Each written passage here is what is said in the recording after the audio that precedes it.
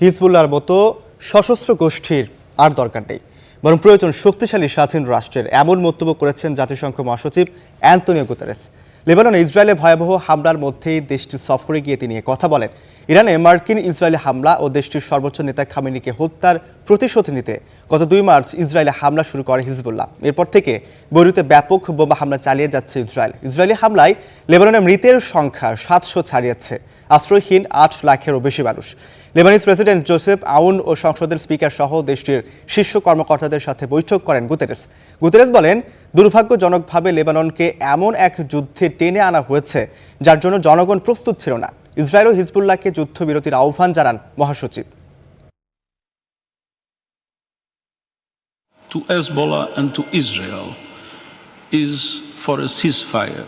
Hezbollah ও Israel উভয় পক্ষের কাছেই আমার জোরালো আবেদন, যুদ্ধ বন্ধ করতে যুদ্ধবিরতি করুন।